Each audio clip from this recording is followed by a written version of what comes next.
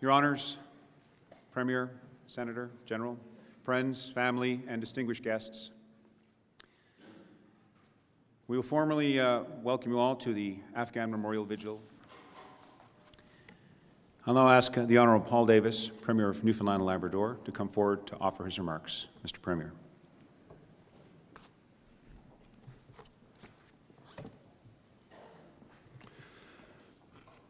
Thank you, Your Honours, Senator, General, military representatives, and families of the fallen special guests.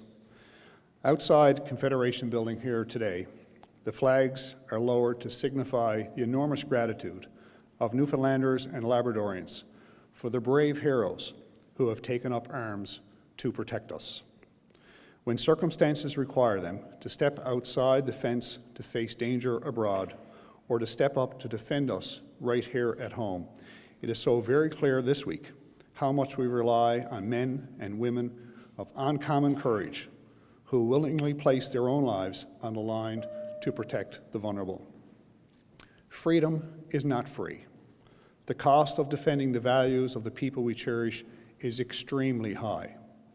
When terror hit our shores 13 years ago, brave soldiers of the Canadian Forces joined their coalition colleagues for a mission to Afghanistan, where terrorists were preparing to do us further harm. Many of the soldiers suffered deep wounds and bear scars of all kinds, some less visible than others, but no less profound. Others gave their lives, including 13 soldiers from Newfoundland and Labrador.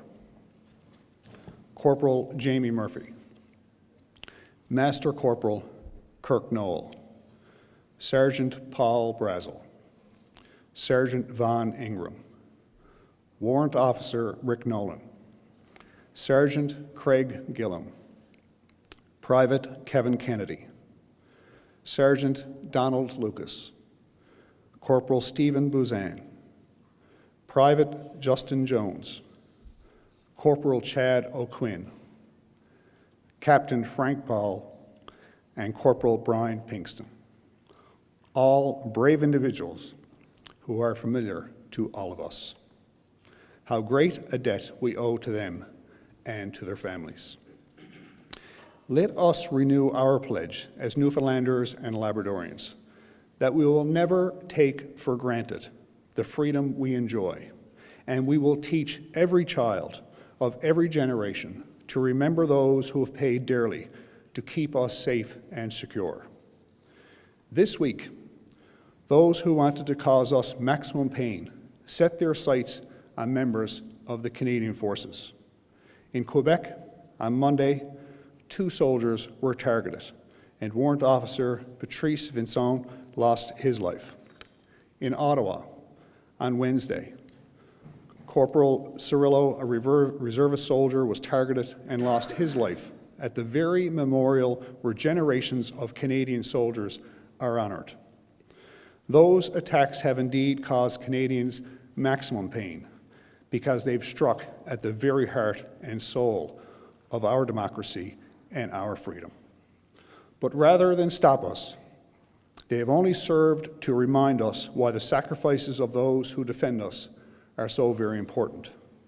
And also, this week, through modern-day media, we witnessed women and men in uniform run into life-threatening danger, putting the safety of others first. There can be no peace, there can be no freedom, there can be no security from the threats around us without those who step forward to protect us. So thank you. Thank you to those who have sacrificed their lives. Thank you to those who have endured injuries and deep traumas. And thank you to those who continue to serve to make Canada safe. You will always have our support. You will always, always have our respect. And we salute you.